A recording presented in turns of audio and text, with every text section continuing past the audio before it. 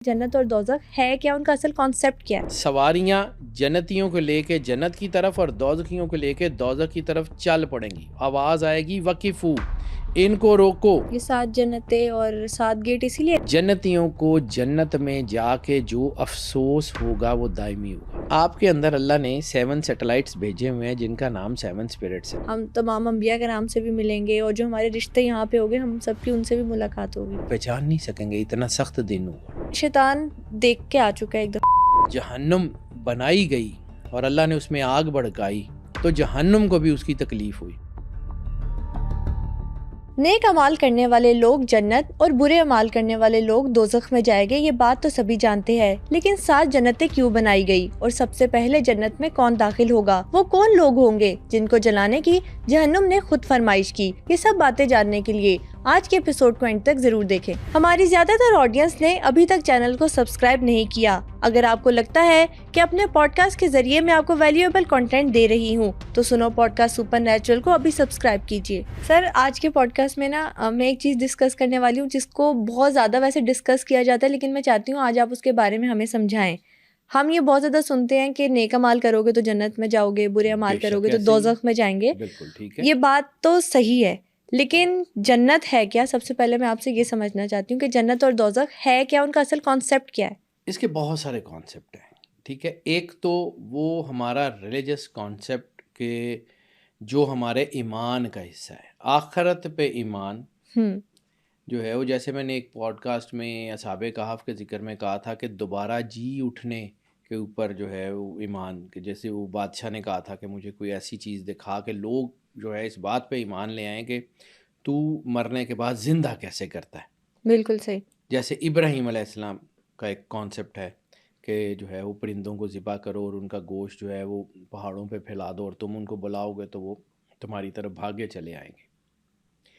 سب سے پہلا ایک کانسیپٹ اپارٹ فرام جو ہے وہ جو ہمارا ایک ٹریڈیشنل کانسیپٹ ہے اس کے علاوہ بات یہ ہے کہ جنت ہے کیا. پہلے یہ سمجھو، جہاں پہ میں نے یہ بات میں نے پہلے بھی ایک دفعہ کی تھی ایک پوڈ کاسٹ میں، لیکن اب ذرا اس کو تھوڑی کھول کے بیان کرتا ہوں. پہلے میں نے ذرا، بالکل صحیح. جنت وہ جگہ ہے جہاں پہ اچھے لوگ اکٹھے کر دیے جائیں گے.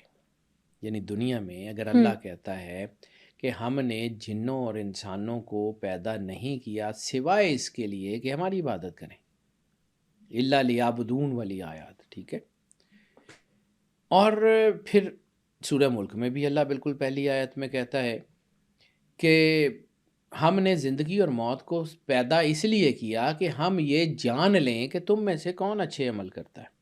اب اللہ تو کردگار ہے، اللہ نے آپ کی تقدیر لکھی، اللہ نے آپ کا جو ہے وہ پورا، آپ کی پوری کریکٹرسٹک جو ہے وہ ڈیفائن کیے، ایک ایک چیز اللہ نے لکھی. ویسے بھی وہ جانتا ہے دلوں میں کیا ہے. تو پھر اللہ کو یہ جاننے کے لیے کیا ضرورت پیش آ گئی کہ تم میں سے نیک عمل کون کرتا ہے؟ وہ اللہ کے جاننے کے لیے نہیں، ہمارے جاننے کے لیے کہ ہمیں اپنے آپ کی کریکٹر کی حفاظت کرنی ہے، ہمیں اپنے کردار کی حفاظت کرنی ہے. جنت جو ہے وہ جگہ ہے جہاں پہ اللہ نے آپ کو رکھنا ہے. اور ہم چونکہ ذمہ دار لوگ ہیں، تھوڑا سا ہمارا ایک اس کانٹیکس میں آپ کو سمجھاتا ہوں کہ اصل چیز جنت ہے کیا. ذمہ داروں کے جو لوگ گاؤں کا بیک گراؤنڈ ہے نا، وہ سمجھیں گے کہ ڈیرے کہیں اور ہوتے ہیں، حویلیاں کہیں اور ہوتی ہیں. ایسے ہوتا ہے. ڈیرے وہ ہوتے ہیں جہاں پہ مہمانوں کو ٹھہرایا جاتا ہے، ڈیرے وہ ہوتے ہیں جہاں پہ جو ہے وہ کوئی ڈیلیگیشن آتے ہیں یا کوئی گیسٹ آتے ہیں یا آپ کے ملازمین رہتے ہیں ڈیروں میں.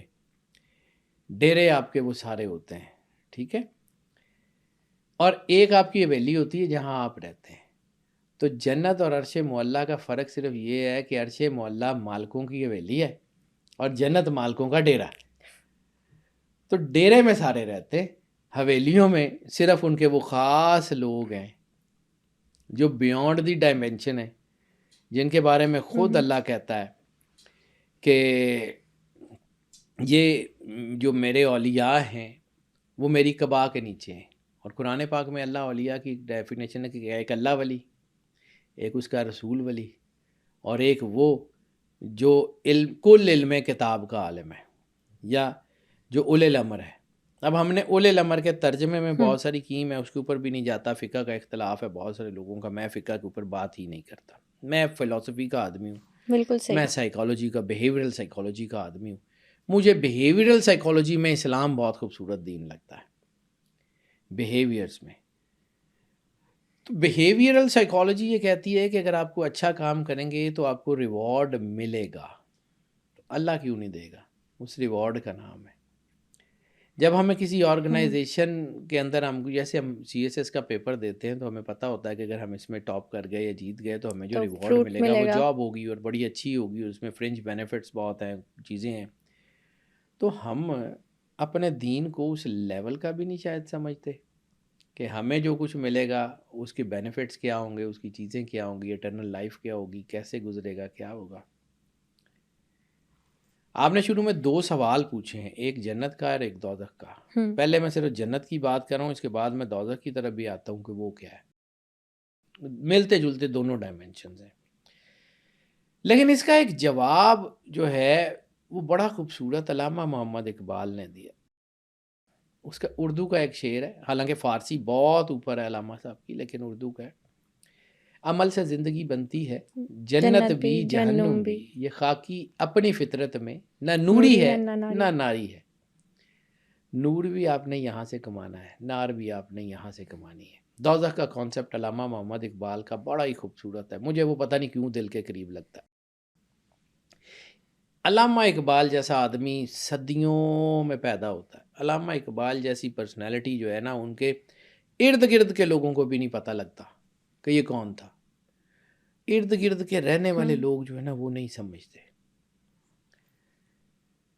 علامہ محمد اقبال کا کانسیپٹ ہے کہ ہر انسان نے اپنے حصے کی آسائش اور اپنے حصے کی آگ اس دنیا میں کمانی ہے اور اوپر جا کے اس کے ساتھ بند ہو جانا ہے. یعنی جنت میں آپ کو جو چاہیے یہاں سے کما کے لے کے جانا ہے، دوزخ میں آپ نے جو بھگتنا ہے یہاں سے کما کے لے کے جانا ہے. اپنی آگ بھی یہاں سے کمانی ہے، اپنی خوشی بھی آپ نے یہاں سے کمانی ہے. یہ امتحان گاہ ہے، اس کا رزلٹ ڈیفائن کرے گا آپ کہاں ٹھہریں گے. اب اس سے آگے ایک اور چیز چلتے ہیں. یہ ہم نے بات کر لی ان جرنل پرسپیکٹیو جنت کی. اب اللہ 7 ڈائمینشنز کا ذکر کر رہا ہے. 7 جنتیں، خلد، دارالسلام، دارالقرار، عدن، نعیم، ماوا، فردوس. 7. یہ بھی ہے نا کہ جنت کے مختلف گیٹس ہیں، مختلف لیولز ہیں. جی بیٹا، لیولز کس کس کے لیے کیا کیا لیول ہے اس کو سمجھنے کی ضرورت ہے. قرآن پاک کے 7 بطون، 7 منزلیں قرآن پاک کی، 7 سکائز، اور ہم نے تخلیق کی 7 زمینیں، اور ہم نے تخلیق کی ہے 7 آسمان اور 7 زمینیں انہی کے جیسی، کہ جہاں پر اللہ کی رحمت کا، اللہ کے کرم کا یا اللہ کے حکم کا نزول پہم ہوتا رہتا ہے، ہمیشہ ہوتا رہتا ہے. یعنی ایک بار اس نے کرم نہیں کیا، وہ کرتا رہتا ہے. وہ جو ڈائمینشن ہے اللہ کی، وہ جو اللہ کا نور ہے، وہ جو اس کائنات کو چلا رہا ہے. دیکھو نا، میں اگر آپ سے بات کر رہا ہوں تو میرے اندر کوئی ایک سول، کوئی اسپرٹ، کوئی ڈرائیونگ فورس ہے نا جو میرے ووکل کورڈز میں سے آواز جنریٹ کر رہی ہے. میں اگر آپ کو دیکھ رہا ہوں تو میری آئیز کے اندر کوئی ایک ڈرائیونگ فورس ہے نا جو آپ کو دیکھ رہی ہے. بالکل ہے، جیسے آپ نے میں پچھلے اگر آپ کی پوڈکاسٹ میں آواز بتایا. سن رہا ہوں تو میرے کانوں کے اندر کوئی ایک ڈرائیونگ فورس ہے نا. میں اگر سوچ رہا ہوں تو میری سوچ کے اندر بھی کوئی ایک ڈرائیونگ فورس ہے نا. وہ ڈرائیونگ فورس کا نام روح ہے. امتحان بھی اس ڈرائیونگ فورس کا ہوگا. گاڑی لگ جائے تو پرچہ ڈرائیور پہ ہوتا ہے یا گاڑی کے اوپر ہوتا ہے؟ ڈرائیور پہ. بس اسی لیے ہم نے اپنے اعمال کا جواب دینا ہے. اسی لیے ہم نے اپنے اعمال کا جواب دینا ہے. گاڑی کی بریک فیل ہو گئی تو ڈرائیور کا فرض تھا نا اس بریک کو چیک کرنا.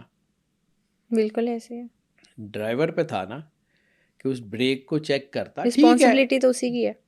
ٹھیک ہے، اس کے بعد فیصلہ ہوتا ہے بعض اوقات کہ جی بریک جو ہے وہ انفارچونیٹلی ہو گئی، نہیں پتہ لگا، تو پھر اس میں اس کو جو ہے وہ کنوکشن اور نان کنوکشن کا فیصلہ بھی کر دیا جاتا ہے. اب ہمارے دنیا کے اصول سے دین کو سمجھو، دنیا کے اصول سے دین کو سمجھنے کی کوشش کرو. آپ کے پاس ڈرائیونگ لائسنس بنا ہوا ہے، ایسے ٹھیک ہے، ڈرائیونگ لائسنس آپ کے پاس ہے، غلطی سے گاڑی کا ایکسیڈنٹ ہو گیا، نقصان ہو گیا، آپ کے پاس لائسنس ہونے کے بعد آپ کے اوپر وہ پرچہ تو نہیں درج ہوگا جو لائسنس نہ ہونے کی بنیاد پہ تھا. تو کبھی اسی کی بنیاد پہ دیکھو کہ اگر آپ نے کلمہ سرور انبیاء صلی سرکار اللہ علیہ ختمی وسلم. مرتبت بادشاہ کونین کا پڑھا ہوا ہے، آپ دین سے جڑے ہوئے ہیں، آپ سے غلطی ہو گئی، نقصان ہو گیا، کر دیا، آپ کے اوپر وہ پرچہ نہیں ہوگا جو لائسنس نہ ہونے والے کے ساتھ ہوگا. اس لیے کہا جاتا ہے کہ آپ کی بخشش ہو جائے گی کچھ عرصہ دوزخ میں رہنے کے بعد، آپ جو ہے یا وہ جنت میں لائف انٹرنل ہے لیکن جہنم میں انٹرنل لائف نہیں ہے. اٹرنل لائف تو دونوں طرف ہے. بات یہ ہے کہ لائف کا یوز، آخرت میں جو آپ کو زندگی ملے گی وہ دی اٹرنل ہی جائے گی. وہ زندگی آپ دوزخ میں گزار لیں یا جنت میں گزار لیں، ہوگی وہ اٹرنل، ہوگی وہ اٹرنل ہی. وہ جو ہے وہ نان اٹرنل نہیں ہوگی، وہ ختم ہونے والی نہیں ہوگی، وہ مورٹل نہیں ہوگی. کیونکہ روح اللہ کے امر کا نام ہے، اللہ کے امر کا اختتام نہیں ہے. اس زندگی میں، اس امتحان گاہ میں اللہ نے ہمیں بطور امتحان اتارا. اس امتحان کی ایک دیکھو نا، ایک سکالر ہے، اس نے کوئی پیپر دیے، گریجویشن کر لی، ڈاکٹریٹ کر لی، پی ایچ ڈی کر لی، اب وہ لائف ٹائم ڈاکٹر ہے، ٹھیک ہو گیا. لیکن وہ جتنی دیر اس یونیورسٹی میں پڑھ رہا تھا، 3 سال 5 سال اس میں وہ پیپر دے رہا تھا، تو اس کی ایکسپائن تھی. یعنی آپ سمجھ لیں کہ آپ جو ہے وہ ایجوکیشن یا آپ کچھ بننے کے لیے اس دنیا میں اتارے گئے ہیں. آپ نے اس دنیا کی امتحان گاہ میں امتحان بھی دینے ہیں، چیزوں کو ابزارو بھی کرنا ہے، کر لینا ہے. جب آپ اس امتحان گاہ سے پاس ہو کے وہ سرٹیفکیٹ لے کے، جس کے اوپر اللہ نے اپنی سگنیچر کیے ہوں گے، جس کے اوپر اللہ کا اسٹیمپ ہوگی، وہ لے کے جب آپ نے آخرت میں جانا ہے نا، پھر آپ اٹرنل ہیں. یعنی آپ ایگزامپل سے میں سمجھانے کی کوشش کر رہا ہوں، یعنی نامہ مال دیکھ کے جو فیصلہ ہو گیا وہ ہو گیا، ہو گیا بیٹا. لیکن یہ نہیں ہے کہ آپ مطلب دوزخ میں رہیں گے، دوزخ سے نکال لیے جائیں گے. ہو سکتا ہے چھوڑے ہی نہ جائیں. ایک اور حدیث، کیونکہ مجھے قرآن سمجھ آتا ہے، مجھے اللہ جو ہے نا ایک بہت محبت کرنے والا نظر آتا ہے. امام غزالی کا ایک قول ہے کہ ایک ماں اپنے بچے کو جلا نہیں سکتی، تو آپ یہ ایکسپیکٹ کیسے کرتے ہیں کہ اللہ آپ کو جلائے گا. پھر اسی حدیث کہ اللہ کے بارے میں جو گمان کرو گے اس کو ویسا ہی پاؤ گے. تو ہم اس کو محبت کرنے والا کیوں نہیں پاتے؟ ہم اس کو یہ کیوں نہیں سوچتے کہ وہ ماں ہے، وہ محبت کرتا ہے، وہ شدید محبت کرتا ہے، تو کیسے جو ہے وہ گرائے گا؟ لیکن اگر آپ اس کو بھول جائیں تو پھر ایک اور حدیث، سرور انبیاء سرکار ختمی مرتبہ حدیث قدسی کے لفظ ہے کہ جو ہمیں بھول جاتا ہے ہم اس کو بھول جاتے ہیں. انٹینسٹی سمجھیں کہ جس کو اللہ بھول گیا. یعنی کبھی کبھی میں ایک مثال کے طور پہ بتاتا ہوں. ایک شکاری نے ایک جنگل میں جال لگایا، اس جال میں کوئی پرندہ پھنس گیا. اب شکاری کو وہ جال بھول گیا ہے کہ اس نے کہاں لگایا تھا. تو کبھی اس پرندے کی موت امیجن کی ہے آپ نے کہ وہ جال پہ پھنسا ہوا ہے، شکاری آ نہیں رہا، وہ اڑ کے جا نہیں سکتا، وہاں بھوکا پیاسا سسکتا ہوا مر جائے گا. وہ موت سب سے زیادہ میزریبل ہوگی. کبھی اس کو امیجن کرنا کہ جس کو اللہ بھول جائے. اللہ بھولتا نہیں ہے، لیکن اللہ جان بوجھ کے چھوڑ دے. یعنی میں کہتا ہوں، میں نے قرآن پاک جب پڑھا نا، اس کی سنیمیٹوگرافی اتنی خوبصورت ہے. میں کبھی جب ماسٹرز کر رہا تھا تو میں نے ایک آرٹیکل لکھا تھا، سنیمیٹوگرافی آف قرآن پاک. اللہ نے عزت دی، وہ اس دور میں بڑا مشہور ہوا، تو اس کے مجھے ایوارڈ بھی بڑے ملے. لیکن ماشاءاللہ سنیمیٹوگرافی جو ہے نا، وہ سنیمیٹوگرافی آف قرآن پاک، اس کے اوپر میں نے ایک آرٹیکل لکھا تھا کہ how God creates the scenes. ان کی مثال ایسے ہے کہ جیسے اندھیری رات ہے اور وہ اس میں سفر کر رہے ہیں. جب بجلی چمکتی ہے تو وہ چند قدم آگے بڑھتے ہیں، اور پھر جب اندھیرا ہو جاتا ہے تو وہ چھوڑ دیے جاتے ہیں اندھیروں میں بھٹکنے کے لیے.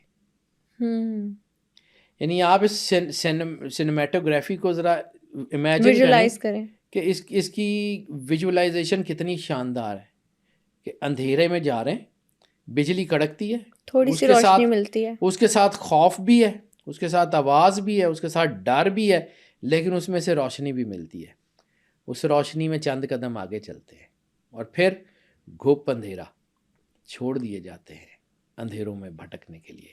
اسی تناظر میں کہ جو ہمیں بھول جاتا ہے ہم اس کو بھول جاتے ہیں. عبادت کا، دعا کا کانسیپٹ یہ نہیں ہے کہ آپ نے اللہ پہ احسان چڑھانا ہے. آپ کر ہی نہیں سکتے، آپ کر ہی نہیں سکتے، احسان نہیں کر سکتے آپ اللہ پہ، کتنی بھی عبادت کر لیں. اس کی امید مرضی کر سکتے ہیں وہ اس صرف. کو قبول کر لے یا نہ کرے، لیکن آپ اس کو جو ہے وہ ڈیوٹی سمجھ کے یا کسی طرح اپنی ڈیوٹی پرفارم. میرے دفتر میں اگر کوئی بندہ ہے تو اس کی جو ڈیوٹی ہے اگر وہ ڈیوٹی پوری پرفارم کر رہا ہے، ٹھیک ہے، تو میں اس کو چلیں بونس بھی دوں گا، جو کچھ بھی دوں گا وہ ٹھیک ہے اپنی جگہ، لیکن اس کو تنخواہ تو اسی کام کرنے کی ملے گی نا جو وہ کر رہا ہے. اگر وہ وہی ایسے ہی نہیں ہوگا. کرے گا، وہی نہیں کرے گا تو کون سی تنخواہ. اب واپس آتے ہیں کہ یہ دین، یہ خوبصورت کویشچن آپ نے پوچھ لیا بیٹا. یہ جنت اور دوزخ یہ میرے بڑے دل کے قریب ہے. یہ مالک، اللہ کی عبادت ریوارڈ کے لیے نہیں ہوتی. میں نے پہلی لائن شروع کی ہے کہ ایک عام انسان کو اس بات کا بھرم ہوتا ہے کہ جو ہے یہ میرے پاس آیا ہے، میرے لیے آیا ہے، تو میں نے اس کی عزت کرنی ہے، میں نے اس کو کوئی اچھی جگہ پہ بٹھانا ہے، میں نے اس کو اچھا کو کھانا دینا ہے. اللہ جو ہے وہ کچھ لوگوں کا خیال ہے کہ جی نعمت کا، تو نعمت کون سی جس کا اللہ جو ہے وہ آپ سے حساب لے گا؟ یہ روٹی کا، یہ دانے کا؟ میں عام سا آدمی ہوں، گناہ گار آدمی ہوں، میرے پاس کچھ بندے آ جائیں کھانا کھلا کے، میں کبھی کسی سے یہ نہیں پوچھوں گا کہ میں تینوں 4 روٹیاں کھوائیاں سن یا تینوں اے کھوایا، سیدھا صاحب دے، میری نہیں رہتی. اپنی بیسٹس طریقے سے تواضع کی جائے گی ٹھیک ان ہے، کی. تو اللہ کو آپ امیجن کیا کرتے ہیں اللہ ان چیزوں کا حساب لے گا؟ کی کھادا سی، کی کیتا سی؟ نو، صرف ایک چیز کا حساب. سرور انبیاء صلی سرکار اللہ علیہ ختمی وسلم. مرتبت بادشاہ کونین کا جو کلمہ پڑا تھا اس کے ساتھ وفادار رہے. سرور انبیاء سرکار ختمی مرتبت بادشاہ کونین اور ان کے گھر کے ساتھ وفاداری کی. اللہ کے ساتھ جو تم وعدہ کر کے آئے تھے الست میں، جو ہے وہ الستو بربکم کے اوپر تم نے کالو بلا کہا تھا، کیا اس کی پاسداری کی؟ یہ دین ہے. یہ تھوڑی اللہ نے دنیا میں بھیجا تو اس نے رزق تو دینا ہے. رزق کے اوپر حساب نہیں ہوگا، حساب کسی اور چیز کا ہوگا. بالکل ٹھیک ہے. پھر ایک اور آیت سورہ صافات، اس کی آیت شروع ہوتی ہے وقفو سے، اور اس کی تفسیر، اس کے معاملات یہ ہیں کہ جنت میں جانے والوں کا فیصلہ ہو جائے گا، دوزخ میں جانے والوں کا فیصلہ ہو جائے گا. سواریاں جنتیوں کو لے کے جنت کی طرف اور دوزخیوں کو لے کے دوزخ کی طرف چل پڑیں گی. آواز آئے گی وقفو، ان کو روکو، ان کو روکو. انہم المسئولون، میں آیت کا پورا ترجمہ یعنی صحیح میں ایگزیکٹلی میرے ذہن سے مفہوم بیان کر دیتا ہوں. آیت پڑھنے سے میں ذرا ڈرتا ہوں. نہیں، بس مفہوم بیان کر دیں کہ یہ لوگ ہیں، ان سے سوال کرنا باقی ہے. اب اس لیول کو سمجھیے، حساب ہو چکا، جزا سزا ہو چکی، حشر کا دن گزر چکا، فیصلہ ہو چکا، جنت دوزخ کا فیصلہ ہو چکا. وقفو، روکو، ان سے سوال کرنا باقی. کون سا سوال باقی ہے؟ سوال تو یہی ہے کہ سوال کون سا باقی ہے؟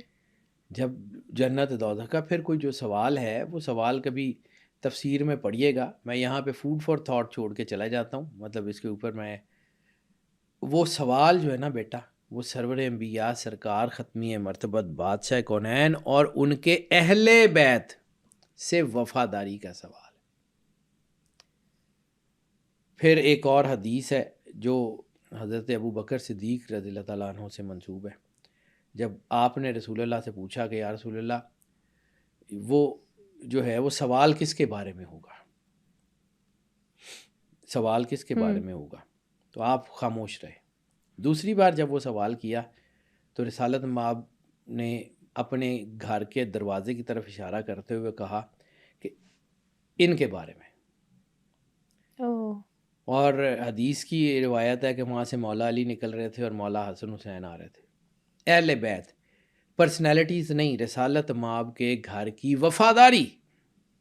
رسول اللہ نے جن سے محبت کی، کیا تم نے ان سے محبت کی؟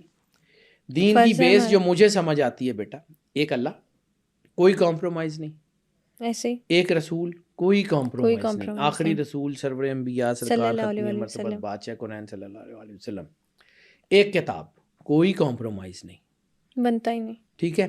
جن سے سرور انبیاء سرکار ختمی مرتبت بادشاہ کونین نے محبت کی، ان کی محبت واجب۔ جن سے رسالت مآب سرور انبیاء سرکار ختمی مرتبت نے دشمنی کی، یا جنہوں نے رسول اللہ اور ان کے گھر سے دشمنی کی، ان کی دشمنی واجب۔ مجھے یہ سمجھ آتی ہے، میں عالم نہیں ہوں، مفتی نہیں ہوں، لیکن میں بیہیویئرلز کا سائیکالوجی کا آدمی، مجھے یہ دین سمجھ آتا ہے۔ بالکل ٹھیک ہو گیا۔ اچھا سر، ابھی نا آپ نے سنیمیٹوگرافی کی بات کی، تو جب انسان کو کوئی ریوارڈ دینا ہو تو اس کو اس کی طرف مطلب تعریف کی جاتی ہے اس کی، تو ہم سنتے ہیں کہ جنت بہت خوبصورت ہوگی اور دوزخ میں بہت سخت عذاب ہوگا۔ بالکل تو قرآن میں کس طرح کی سنیمیٹوگرافی کی گئی ہے جنت کے بارے میں اور دوزخ کے بارے میں؟ بہت خوبصورت سنیمیٹوگرافی ہے، ہمیں سمجھ نہیں آتی۔ ہم وہاں پہ میووں کا ذکر کرتے ہیں تو ہمارا کیا خیال ہے کہ یہ جو یہاں پہ ہم سیب، انار، رمان کا اور سیب کا ذکر ہے، انگوروں کا ذکر ہے، تو یہ والے ہیں، یہ والے تو سوچ بھی نہیں سکتے۔ وہاں پہ انٹائرلی ڈفرینٹ ڈائمینشن ہے، اس کی چیزیں ہی ڈفرینٹ ہیں۔ وہاں کی نہروں کا ذکر ہے، وہاں کے دروازوں کا ذکر ہے، وہاں کی ہوا کا ذکر ہے قرآن پاک میں۔ یعنی آپ وہ سورہ رحمان، سورہ یاسین میں کہ آپ کین یو فیل اٹ کہ وہ تکیے لگائے ہوئے بیٹھوں گے حریر اور اطلس کے، اور وہ جیسے ہمارے وہ رائل جو ہے وہ بیٹھنے کی جگہ ہوتی ہے کہ وہ جو ہے وہ پورے خوبصورت قسم کے اس کے تکیے لگے ہوئے ہیں اور وہ ٹیک لگا کے بیٹھے ہوئے ہیں، کرسیاں اور ایک ڈائننگ روم، ایک ڈرائنگ روم اور اس کا ایک کانسیپٹ۔ لیکن میں اس سنیمیٹوگرافی کے اوپر بات کرنے سے پہلے جو بار بار بات کر رہا ہوں نا، وہ ہے فلسفی آف دی ہیون۔ یہ کیوں ملے گی؟ جہاں سے بات میں نے چھوڑی تھی وہ بیچ میں رہ گئی کہ 7 جنتیں کیوں بنائیں؟ سب کو ایک جیسی دے دیتا، معاف تو نے کر دیا ہوا تھا بھائی، معافی دے دی نا، تو سب کو ایک جیسی کیوں نہیں دی؟ پھر ڈفرینس کیا ہے؟ یہ 7 جنتیں اور 7 گیٹ اسی لیے کہ کچھ لوگوں کو پہلے داخل کیا جائے گا۔ ایک اور ڈائمینشن، بالکل میں بیٹا میں آپ کو کہتا ہوں کہ میں ڈائمینشنز کے دروازے کھولتا ہوں، میری طرف سے کوئی مانے یا نہ مانے، میں نے اس کا جواب نہیں دینا۔ میں نے اللہ کو جواب دینا ہے کہ مالک جتنا علم تو نے مجھے دیا تھا، میں نے دیانتداری سے استعمال کر کے، میرے پاس کچھ جواب تھے، میں نے لوگوں کو وہ ایز اٹ از بتا دیے، اور مجھے اس بات کا یقین ہے کہ اللہ مجھے یہی کہے گا کہ ٹھیک ہے، یو آر جسٹیفائڈ۔ اب اس بات کو سمجھو، جہاں پہ میں لانا چاہ رہا ہوں آپ کو کہ 7 جنتیں کیوں؟ ایک ہی کیوں نہیں؟ معاف تو نے کر دیا، اس نے نیک عمل کیے، نیک عمل کی جزا سب کی ایک جیسی ہوتی ہے نا۔ مطلب ایک بندہ جو ہے وہ امتحان میں پاس ہو گیا تو بس ٹھیک ہے، اب اس کو ریوارڈ مل گیا، آگے ڈگری تو سب کی ایک جیسی ہوگی بھائی۔ ایم اے کیا، ایم فل کیا، پی ایچ ڈی کی، پوسٹ ڈاک کی، اس کا جو ڈاکیومنٹ ہوگا وہ تو سیم ہوگا نا، وہ تو ڈیفرنٹ نہیں ہوگا۔ یونیورسٹی بھی ایک ہے، کائنات کا مالک خود کارساز ہے، تو پھر ڈفرینس کیوں؟ پھر اس میں کیوں؟ اس کو سمجھو۔ جہاں پہ میں نے بات کی تھی 3 parts آف دا مین، وہاں پہ اس کا راز ہے، the body, the soul, the spirit.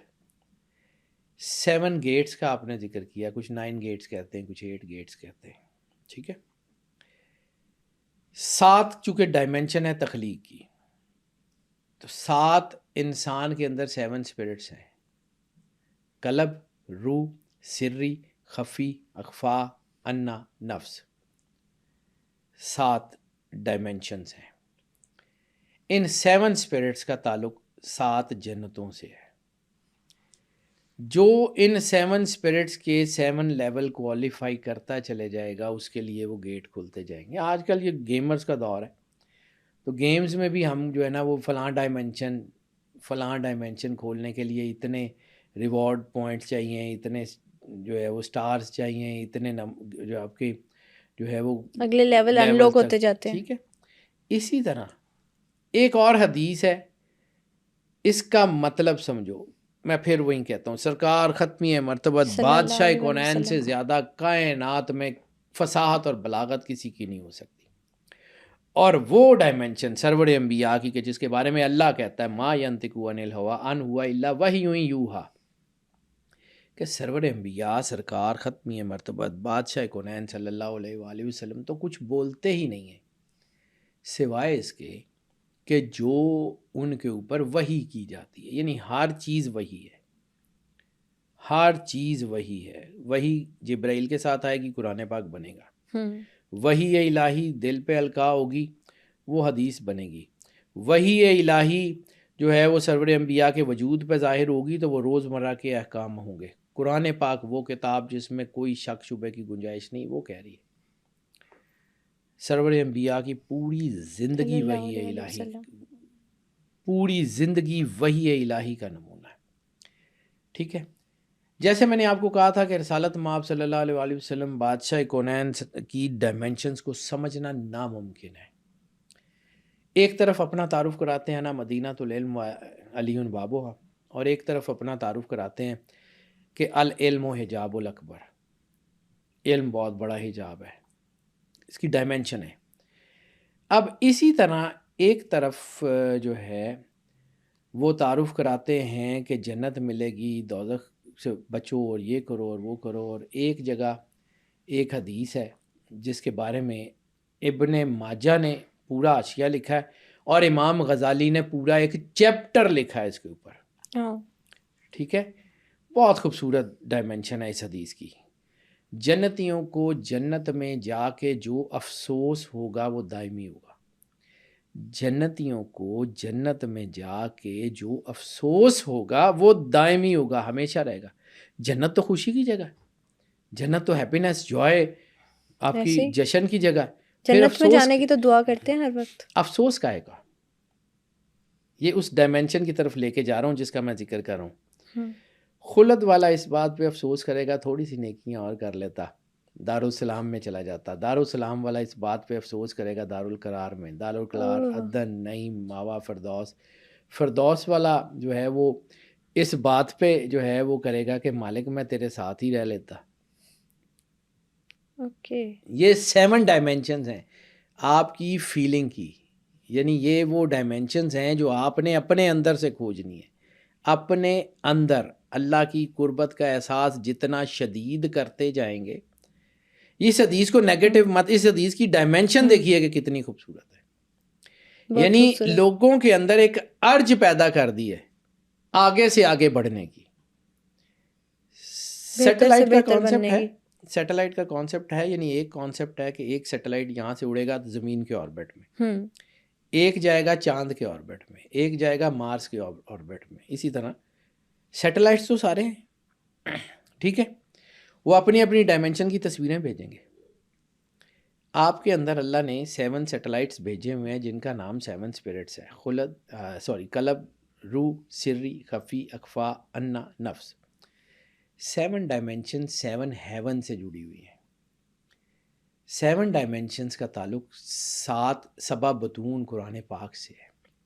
7 dimension کا تعلق 7 جہانوں سے، ہمیں تو صرف یہ جہان اور وہ اس جہان کا ہے۔ عربی میں جمع کا صیغہ کم سے کم 3 چیزوں کے لیے ہوتا ہے، 2 چیزوں کے لیے تثنیہ کا صیغہ ہے، ٹھیک ہے، جیسے رب المشرقین و رب المغربین، 2 مشرقوں کا رب، 2 مغربوں کا رب۔ رب المشرقین نہیں ہے، بہت ساری مشرقوں کا رب نہیں ہے، لیکن رب العالمین ہے، بہت سارے جہانوں کا رب۔ سرور انبیاء صلی سرکار اللہ ختمی علیہ وسلم۔ مرتبت بادشاہ کونین کے بارے میں رحمت للعالمین ہے، عالمین نہیں ہے، دو جہانوں کا، جہانوں کا یعنی ہمیں مالک۔ تو یہ دو جہان کے، اس دنیا میں اور اگلے جہان میں ہمیں تو یہ دو ڈائمینشنز ہی سمجھ آتی ہیں. There are 7 dimensions. ناسوت جہاں ہم رہتے ہیں، ملکوت جہاں فرشتے رہتے ہیں، جبروت جہاں عالم ارواح ہے، ٹھیک ہے، یہاں تک کا تو ہمیں پتہ ہے. اس کے بعد لاہوت، ہاہوت، یاہوت اور ہویت، 7 جہانوں کا ہمیں پتہ بھی نہیں ہے کون ہے، کیا ہے، وہاں پہ کیسے کیا ہے، ہیپننگس ہمیں ہے۔ کیا پتہ. وہ جیسے میں نے بالکل شروع میں بات کیا ہے کہ ہمیں صرف ڈیرے تک کا پتہ ہے. مہمان گھر میں ڈرائنگ روم تک محدود کیا جاتا ہے، وہ ڈرائنگ روم میں بیٹھیں، ڈائننگ روم میں کھانا لگے گا، کھانا کھائیں اور بس ٹھیک ہے. فیملی ممبرز کو انوائٹ کیا جاتا ہے اندر لیونگ روم میں، ٹھیک ہے. یہاں پہ مجھے ایک سٹوری یاد آ گئی جو میرے دادا جی نے بتائی تھی. بات پھر ادھر ادھر چلی جائے گی کیونکہ شیٹرڈ ہوتی رہتی ہیں، لیکن یہاں پہ میں ایک چیز آپ کو بتاتا ہوں.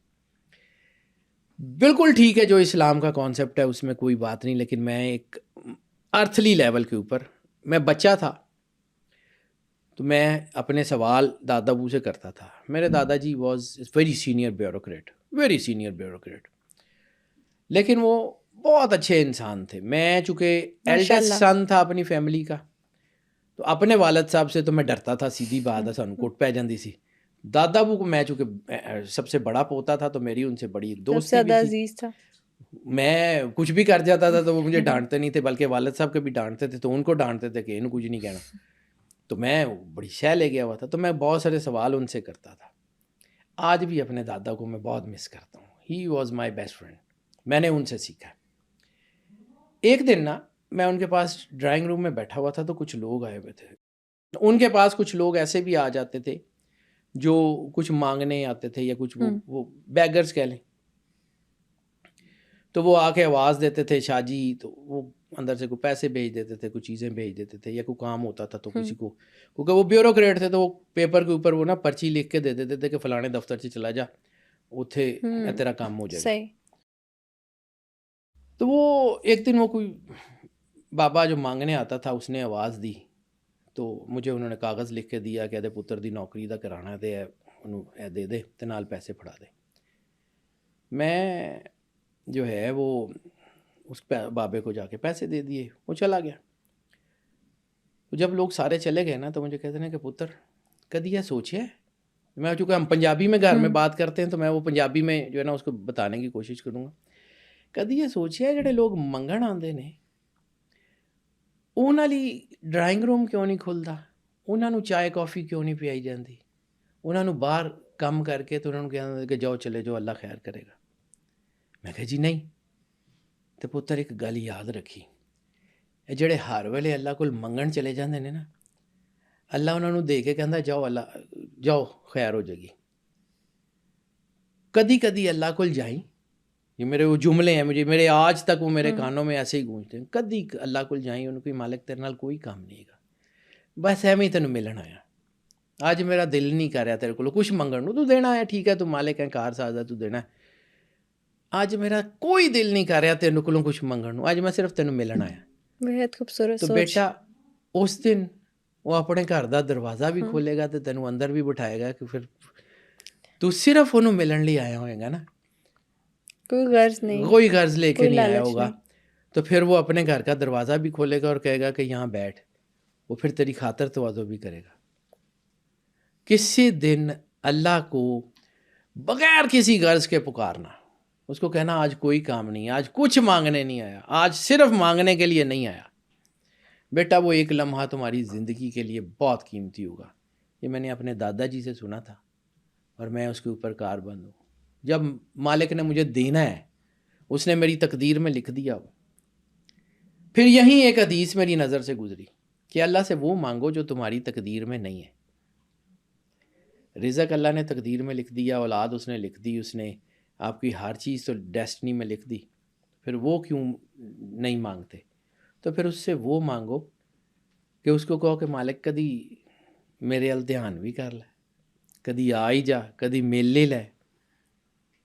بہت خوبصورت سوچ. جس چیز کے لیے اس ٹھیک ہے دنیا میں آیا اس مقصد کو حاصل کرنے کی بھائی، کوشش وہ کرنی چیز چاہیے. جو تمہاری تقدیر میں نہیں ہے. اللہ نے یہ لکھا ہوا تمہیں رزق کتنا دینا ہے، موت کتنی دینی ہے، سب کچھ لکھا ہوا. یہ نہیں لکھا ہوا کہ میں ہر نے چیز کا تمہاری ٹائم طرف طے آنا ہے. ہے یا نہیں آنا. میں سوچ کے دروازے کھولتا ہوں بیٹا.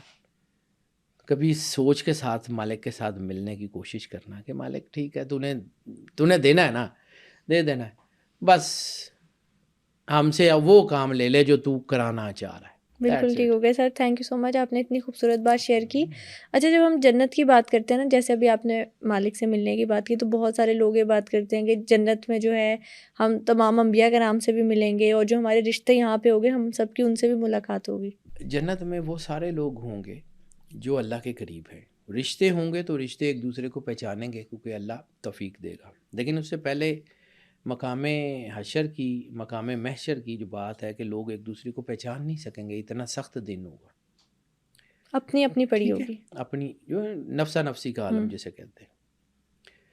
تو جب انسان وہاں ایک پیس آف مائنڈ میں ہوگا تو وہ رشتوں کو پہچانے گا بھی. لیکن رشتے وہاں رشتے داریوں کی بنیاد پہ نہیں آئیں گے. اگر رشتے داریوں کی بنیاد پہ فیصلے ہوتے تو نبی کا بیٹا نبی ہوتا. بالکل ایسے نوح ہے. علیہ السلام کا بیٹا طوفان میں غرق ہو سکتا ہے.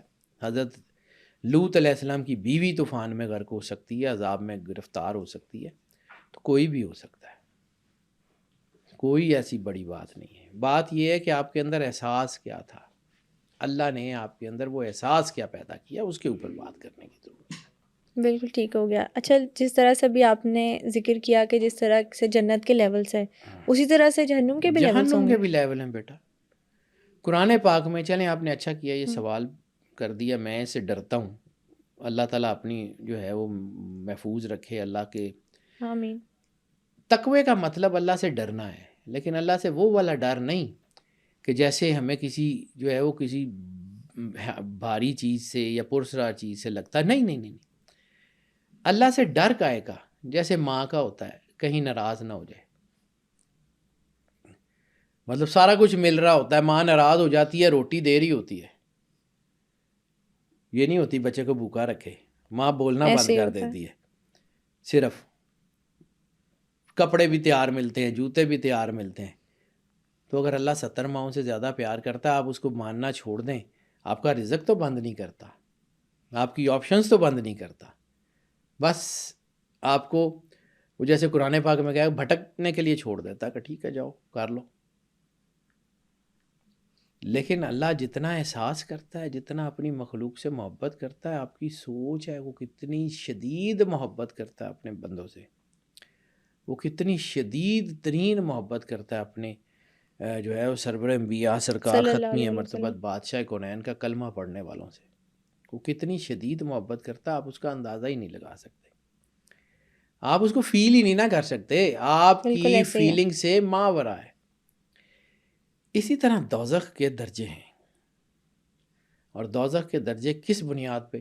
پھر وہی سرور انبیاء صلی سرکار اللہ علیہ ختمی وسلم. مرتبت بادشاہ کونین کی وفاداری کی بنیاد پہ. گناہ گار ہوگا کم درجے کی سزا ہے، اور گستاخ ہوگا تو بہت زیادہ درجے کی سزا ہے. اسی طرح قرآن پاک میں جہاں کہیں کفر کا ذکر ہے تو عذاب کے ساتھ لفظ آتا ہے عذاب شدید، شدید عذاب ہوگا. لیکن جہاں کہیں بھی منافقت کا ذکر ہے تو وہاں پہ ذکر آتا ہے عذاب علیم، دردناک عذاب. وہ جو دردناک عذاب ہے نا وہ انتہائی خطرناک ہے، جس میں اللہ کہہ رہا ہے کہ آپ کو درد، اذیت، شدت ہوگی. وہ آپ سوچ بھی نہیں سکتے کہ وہ کتنی زیادہ شدت ہوگی، وہ کتنی زیادہ خطرناک ہوگی. اللہ اس سے بچا کے رکھے. یعنی جس طرح جنت کے ساتھ ہیں خلد دارالسلام، اسی طرح سکر، جہیم، جہنم، یہ اس کے جو ہے نا وہ پورے 7 حصے اس کے بھی ہیں. اور جو جنت جو جہنم کا آخری درجہ ہے اس کے بارے میں سرور انبیاء صلی اللہ علیہ وآلہ وسلم بادشاہ کونین کا فرمان ہے کہ وہ مختص ہے میرے اور میرے گھر کے دشمنوں کے لیے، جہنم کا آخری گڑھا. ایک اور حدیث ہے جس کی تفصیل مولا امام جعفر صادق علیہ الصلوۃ والسلام نے فرمائی تھی. جب وہ باقر العلوم کو نہیں پڑھیں گے نا بیٹا دین بھی سمجھ نہیں آئے گا. تو جب دوزخ کو ایک روایت ہے، حدیث کے لفظ ہیں، اس کو روایت میں مولا جعفر صادق علیہ السلام نے جب حدیث کے بارے میں پوری وہ تفصیل پوچھی گئی کہ اس کا بتائیں کہ کیا ہے، کہ دوزخ کا آخری جو گڑھا ہے وہ ہمارے گھر کے دشمنوں کے لیے، یعنی سرور انبیاء سرکار کے دشمنوں کے لیے مختص ہے. تو آپ نے فرمایا کہ جب جہنم بنائی گئی اور اللہ نے اس میں آگ بھڑکائی تو جہنم کو بھی اس کی تکلیف ہوئی. تو جہنم نے اللہ سے کہا کہ میرے اندر جو تو نے اتنی آگ لگائی ہے تو پھر ایک میری مان لے. ان کے بتائیں، انہوں نے کہا مجھے صرف یہ کار کریں کہ وہ جو عرش کی ساکھ کے اوپر نام ہے نا، اس کے جو دشمن ہو نا ان کو جلانے کا موقع ضرور دیں. ان دشمنوں کو جلانے کا موقع ضرور دیں. تو یہ دوزخ کے لیے ان لوگوں کو جلانا گفٹ بنا دیا گیا ہے. سر لاسٹ پہ ایک سوال ہے میرا کہ یہ کہا جاتا ہے کہ جنت دوزخ انسان صرف امیجن کر سکتا ہے، قرآن میں اس کی سنیمیٹوگرافی جیسا کہ آپ نے بتایا بالکل ٹھیک ہے، بہت خوبصورت ہے. لیکن جب جنت بنی تو شیطان دیکھ کے آ چکا ہے ایک دفعہ جنت کو. بالکل ٹھیک ہے، دیکھ کے آ چکا ہے، وہیں تھا. آدم علیہ السلام کو تخلیق بھی وہیں کیا گیا، وہ بالکل ٹھیک تھی. اب میں نے وہی آپ کو بات کی ہے کہ بیٹا there are some secret parts of the جنت جو اس نے دیکھے ہیں. ایڈن گارڈن کا ذکر ہے جہاں پہ آدم علیہ السلام کی تخلیق ہوئی، عدن. اور وہ جنت میں گیا کیسے؟ چھپ کے چلا گیا ہوگا، اللہ کا مقرب تھا اس وقت. تو وہ جو تھا وہ مطلب کوئی مردود تو نہیں ہوا تھا نا. یعنی ایک بندہ ہے وہ کسی فیکٹری میں یا کسی مقام پہ ملازم ہے، تو جب تک وہ ملازم ہے وہ اس فیکٹری میں کہیں بھی جا سکتا، اس کے رائٹس ہیں. بالکل ٹھیک. اگر اس کو فیکٹری سے نکال دیا گیا اب وہ اس گیٹ کے اندر نہیں جائے گا. ٹھیک ہے. وہ سورہ طارق میں جیسے اس کا ذکر ہے کہ ہم نے وہ پھر ان آسمان کے راستے بند کر دیے اور پھر وہاں پہ آگ کے تیر جو ہے وہ ان کے اوپر گرتے ہیں جب وہ اوپر چڑھنے کی کوشش کرتے ہیں. اب وہ اوپر جانے کی کوشش کرتے ہیں نا تو اب ان کے اوپر پیرے ہیں. دیکھ کے آ چکا ہے. اب یہاں پہ ایک سوال اور بھی آتا ہے کہ جی اگر حدیث یہ ہے کہ ایک دفعہ جنت میں چلا گیا تو پھر جنت میں رہے گا، تو پھر وہ کیسے جائے گا؟ تو بیٹا بہت سارے لوگ، جیسے میں نے ولیم باور کی بتائی تھی، جیسے شیخ سنان کا قصہ ہے کہ وہ اللہ کے مقرب تھے لیکن ان کی روح کے اندر وہ ایسی بیماری تھی جس نے ان کو واپس کھینچ لیا. اس کی روح نے ان کے اندر سے وہ جیسے گھن لگ جاتی ہے تو باہر سے تو وہ لکڑی بالکل صاف ہوتی ہے لیکن اندر سے ختم ہو چکی ہوتی ہے. اسی طرح ایک اور حدیث ہے جس میں جو ہے وہ رسالت مآب سرور انبیاء صلی اللہ علیہ وآلہ وسلم ایک باغ سے گزرے، وہاں پہ ایک درخت کو گھن لگی ہوئی تھی. تو ایک صحابی ساتھ تھے، شاید حضرت جابر بن عبداللہ انصاری تھے شاید، تو انہوں نے اس درخت پہ ہاتھ رکھا تو وہ گر گیا.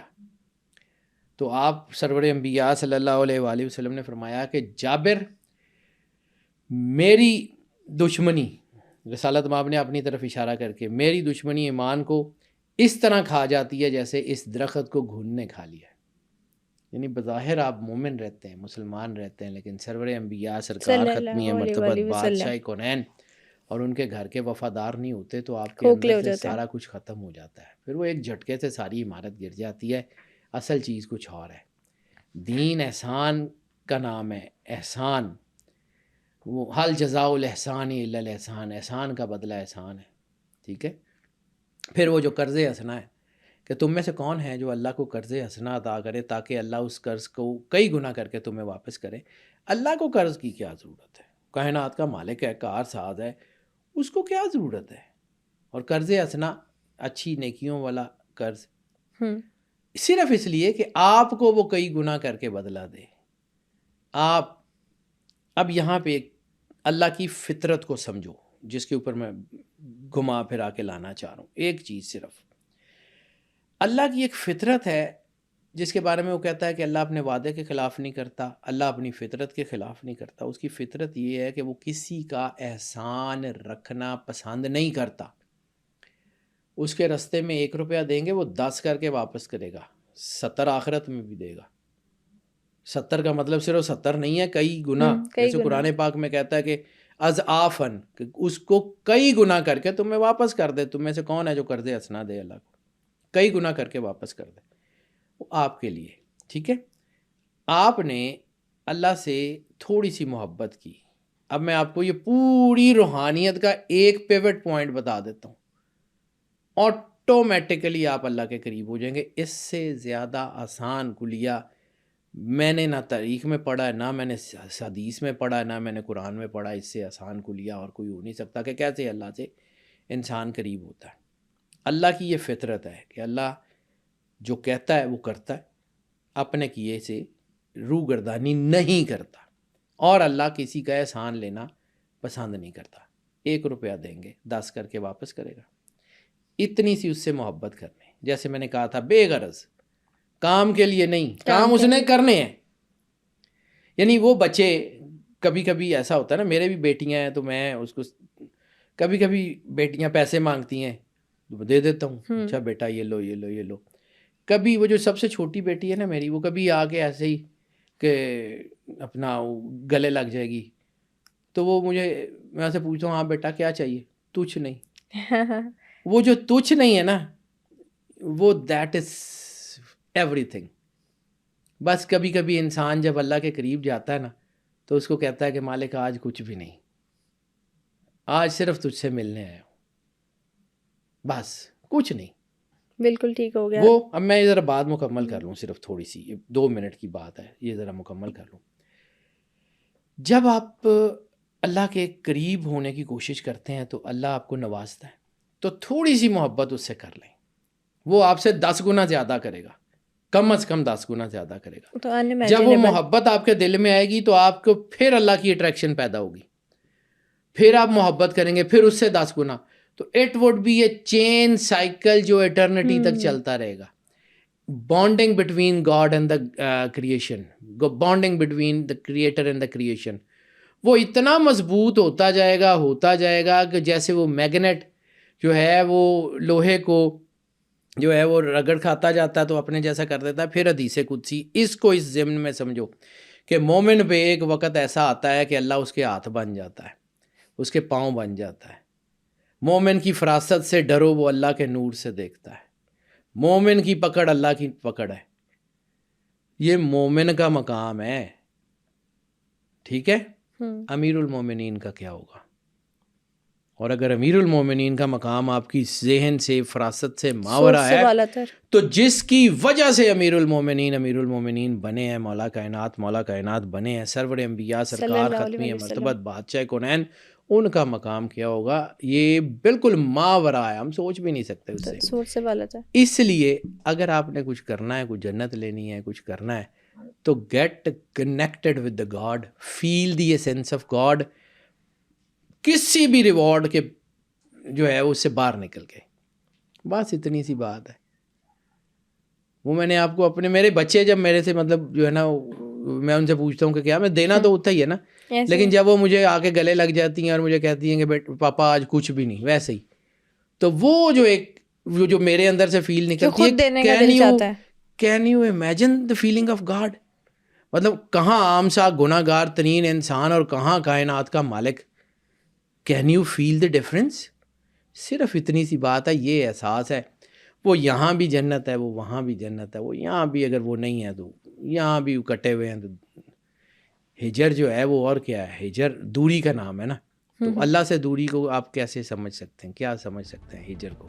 آج کے ایپیسوڈ میں ہم نے لائف آفٹر ڈیتھ اور جنت اور جہنم کی سنیماٹوگرافی پر بات کی. بہت جلد سپر نیچرل پوڈ کاسٹ کے ایک نئی ایپیسوڈ کے ساتھ حاضر ہوں گے. ٹل دین اسٹے ٹیونڈ.